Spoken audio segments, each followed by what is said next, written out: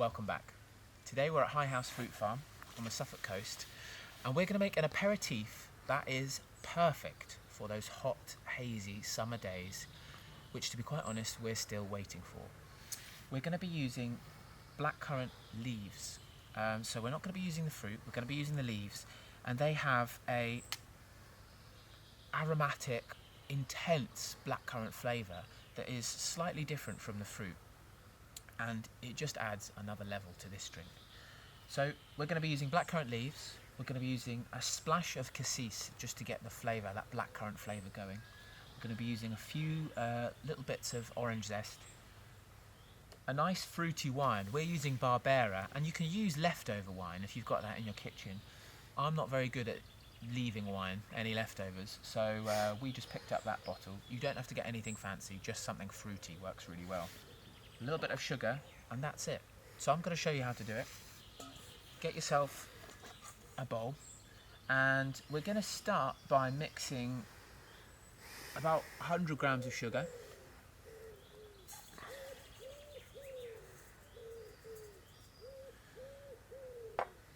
And we are going to use most of a bottle of Barbera.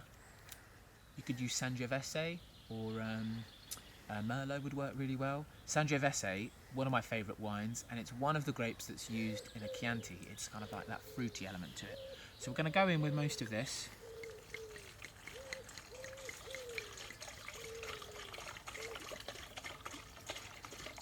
A bit more.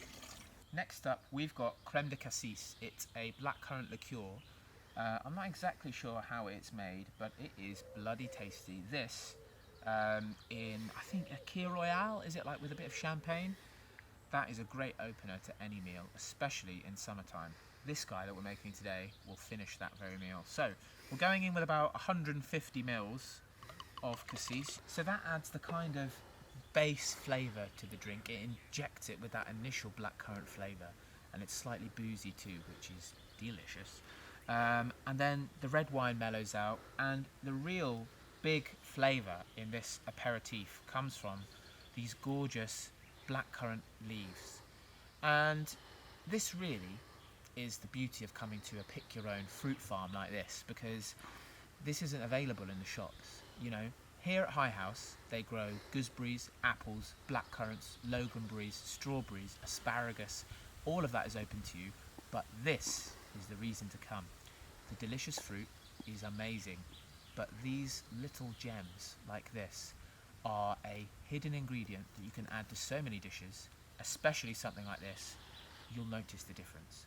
So what I'm going to do with these is start to put them into a 1 litre bottle, and we're going to add a few strips of orange zest to the mixture here, stir it just to dissolve the sugar a little bit, and then we'll top up the bottle.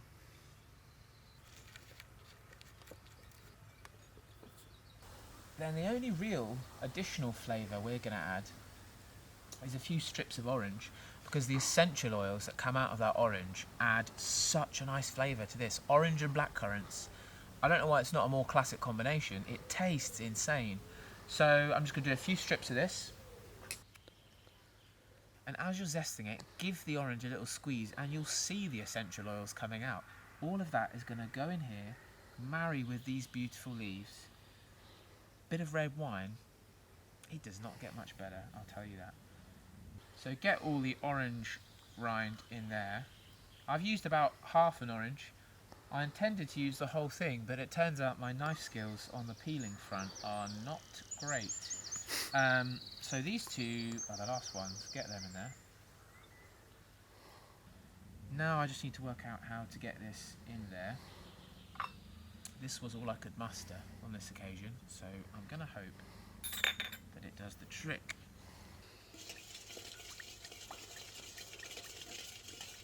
Oh God.